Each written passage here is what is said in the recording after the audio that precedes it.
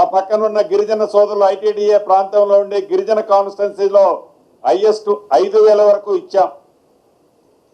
తక్కువలో తక్కువ 3,500, ఎక్కువలో ఎక్కువ హైయెస్ట్ 5,000 మొదటి విడత ఇచ్చాం.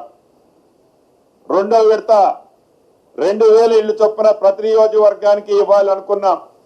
ఇస్తున్నాం. రేపు 1వ తారీఖు నుంచి ఆల్రెడీ మొన్న కేబినెట్ లో ప్రకటించుకున్నాం. అంటే రమారమి ఒక్కొక్క నియోజకవర్గంలో 5,500 నుంచి 7,000 ఇళ్లు మొదటి 2 సంవత్సరాలు పూర్తయ్యే లోపు మేము ఇవ్వగలిగాం.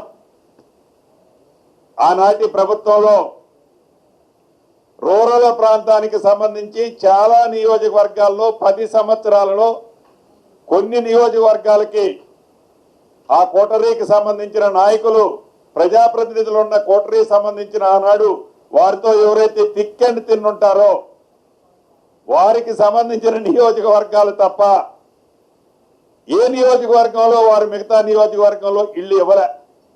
అనేక వేదికల మీద గౌరవ ముఖ్యమంత్రి గారు కూడా అన్నారు, ఇందిరమ్మ ఇళ్లు ఉన్న గ్రామాల్లో ఓట్లు మేము అడుగు వేసుకుంటాం, మీరు లేని దగ్గర మీరు రావద్దు అని అన్నారు. అది నిజం కూడా. ఇప్పుడు కూడా అదే చెప్పదలుచుకున్నా. నేను ఇంకొకటి కూడా చెప్పదలుచుకున్నా.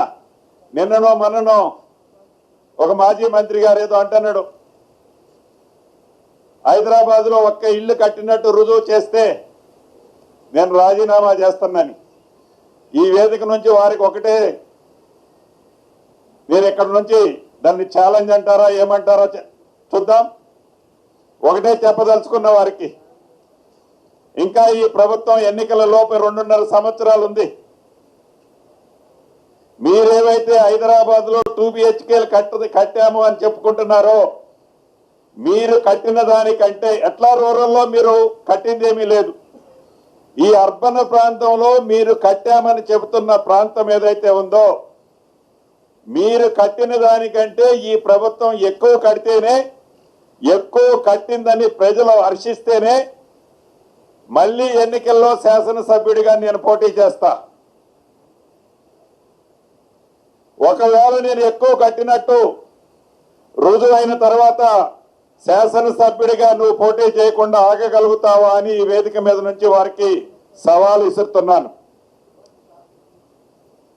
డ్రామాలరావు గారు ఉంటారు కదా, డ్రామాలరావు గారికి ఈ వేదిక మీద నుంచి వారికి సవాలు విసురుతున్నాను. ఆ శాఖ మంత్రిగా 3-4 రోజుల క్రితం ఎక్కడో మాట్లాడినట్టు చూశా.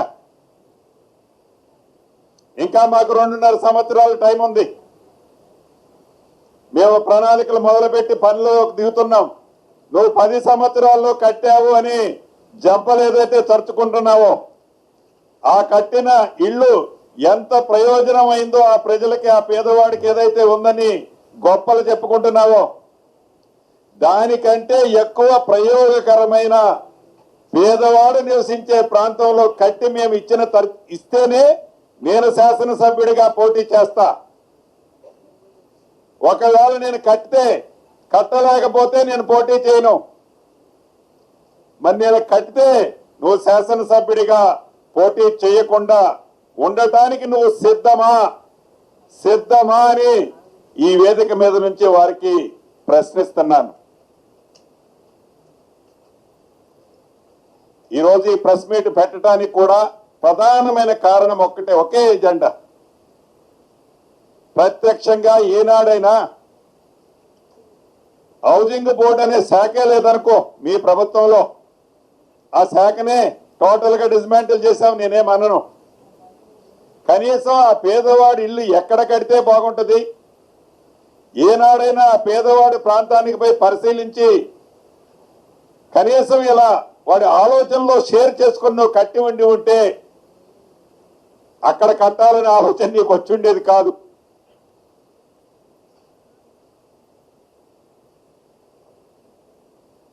కాబట్టి ఈ ప్రభుత్వం రాబోయే 2.5 సంవత్సరాల్లో 10 సంవత్సరాల్లో నువ్వు కట్టిన దానికంటే అత్యధికంగా, నేను ఇప్పుడే నెంబర్లు చెప్పను కానీ చెప్పే నెంబర్లు చాలా పెద్దగా ఉంటాయి.